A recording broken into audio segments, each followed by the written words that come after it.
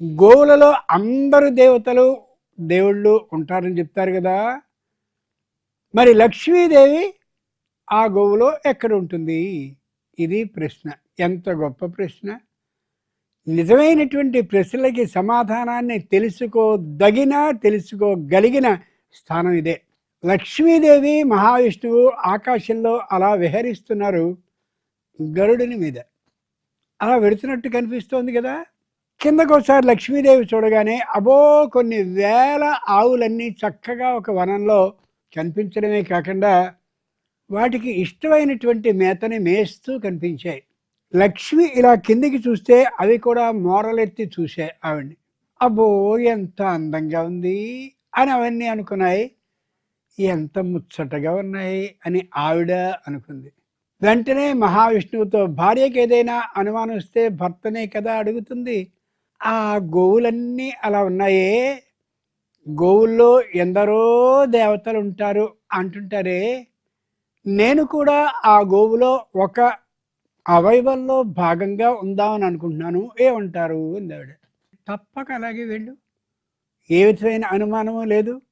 నువ్వు అడగడం నేను కాదనడం ఎప్పుడైనా జరిగిందా? వెళ్ళు, మీరు కూడా రండి. ఇద్దరూ కలిసి వెళ్ళారు.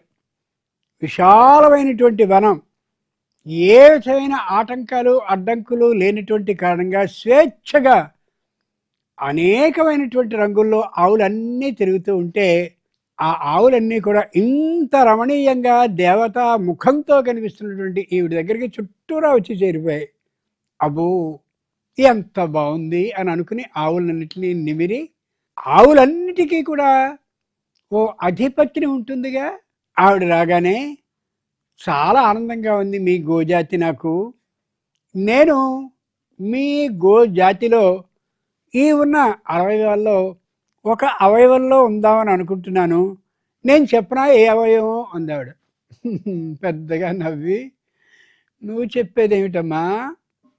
గోజాతిలో ఉన్న సర్వ అవయవాల్లోనూ కూడా అందరు దేవతలు ఎప్పుడో వచ్చి నిండిపోయారు. ఏ విధమైన ఖాళీ కూడా లేదు. ఆవిడ నిరుత్సాహం పడి భర్తని చూసింది. ఆయన ఒకసారి చూశాడు.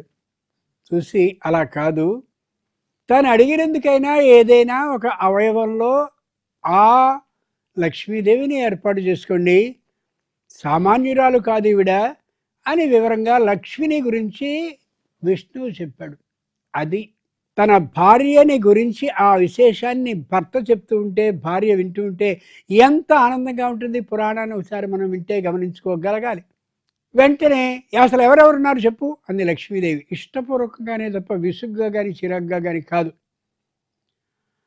2 కళ్ళున్నాయి చూడు, సూర్యుడు చంద్రుడు దాంట్లో ఉన్నారు.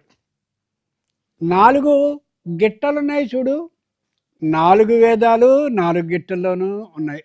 కనిపించే ముఖం ఉంది చూడు, ఆ ముఖంలో దేవత గురువైనటువంటి బృహస్పతుల వారు ఉంటారు. దేవతలు ఏ పని చేయాలన్నా ఆయన ముహూర్త నిర్ణయాన్ని బృహస్పతే చేస్తాడు.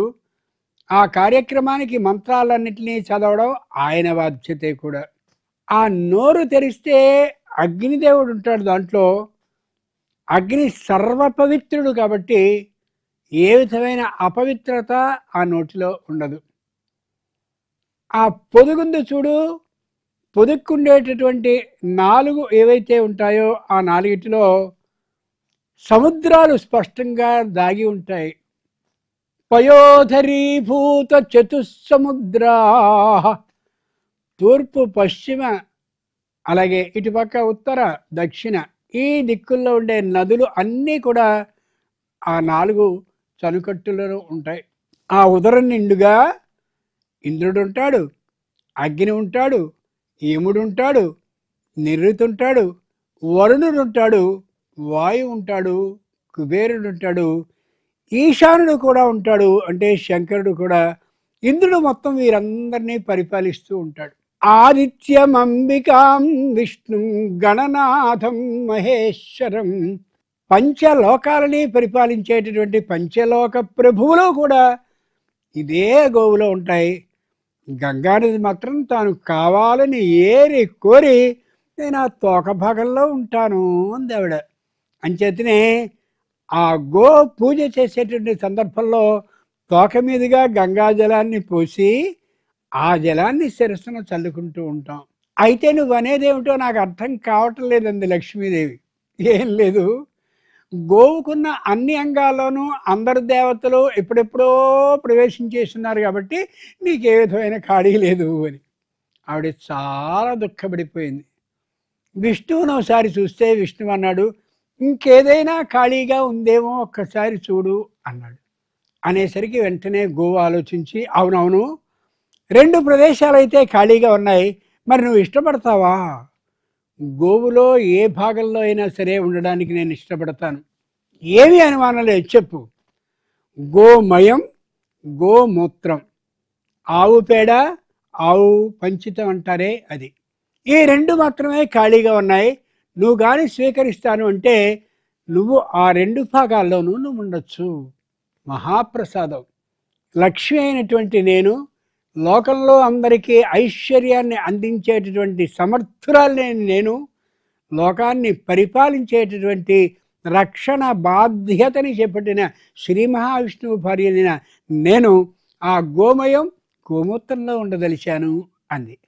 అంచేతనే ఒక 10-15 ఏళ్ల క్రిందికి కానీ మనం వెళ్ళినట్లయితే వెనుక రోజులకి పూర్తిగా గోమయంతో అలికి ఉండేవి ఇళ్ళన్నీ కూడా.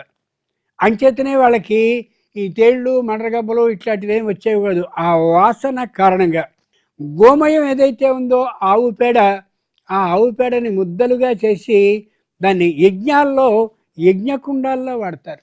దాని నుండి వచ్చేటటువంటి ఆ అమోఘమైన సువాసన ఏదైతే ఉంటుందో, చిత్రమైన వాసన సువాసన వస్తుంది.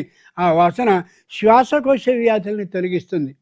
అంతేకాక విపరీతమైనటువంటి పొక్కులు, దద్దుర్లు, గడ్డలు ఇవన్నీ వచ్చినటువంటి వాళ్ళు అసహ్యించుకోకుండా గోమయాన్ని ఒంటి నిండుగా రాసుకుని సూర్యోదయ కాలంలో 10-11 గంటల వరకు ఆ ఉండేటటువంటి గోమయంతోనే ఉన్నట్లయితే ఖచ్చితంగా ఆ వ్యాధులు వారం రోజుల్లో నివారింపబడి తీరుతాయి. అబ్బో ఆ సువాసన అని అనుకుంటాం, కానీ ఎక్కడుంటుందండి? గోమయానికి పరమ అసహ్యకరమైన వాసన ఉంటుంది కదా అని.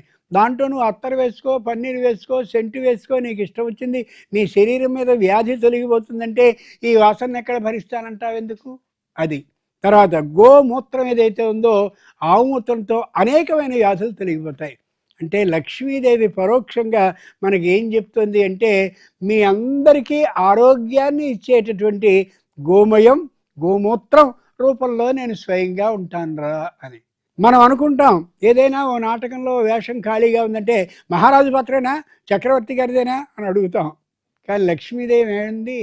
గోమయం, గోమూత్రం, ఆ రూపంలో నేను ఉండటానికి ఇష్టపడుతున్నాను అంది. కాబట్టి మనం ఏం అర్థం చేసుకోవాలి? అంత ఎత్తునే నేను ఉండాలి అని అనుకోకూడదు. దీనికైనా సరే సిద్ధపడి ఉండాలి. అది మంచి పని అయితే. గమనించారా? కాబట్టి లక్ష్మీదేవి ఉండేది ఆ రెంటిలో మాత్రమే అనేది యథార్థం. అంచేతనే మనకి పంచ హవ్యాలను ఉన్నాయి, దాంతోపాటు పంచగవ్యాలు అని కూడా ఉన్నాయి. వాటిలో గోమయాన్ని కొద్దిగా మామూలుగా అగ్గిపుల్లతో వేస్తారు. అలాగే గోమూత్రం ఓ చెంచా వేస్తారు. వేసి దర్భలతోనే బాగా చిలుకుతారు. ఆవు పాలు, ఆవు పెరుగు, ఆవు నెయ్యి ఉన్నటువంటి ఆ భాగంతో ఇలా ఇలా అని దాన్ని ఇస్తారు. లోపల ఉండేటటువంటి అనారోగ్యం తొలగిపోవడం కోసం ఏర్పాటు చేయబడే దీన్ని పంచగవ్యములు అంటారు. పంచగవ్య ప్రాశనం చాలా గొప్పదైనటువంటి విధానం.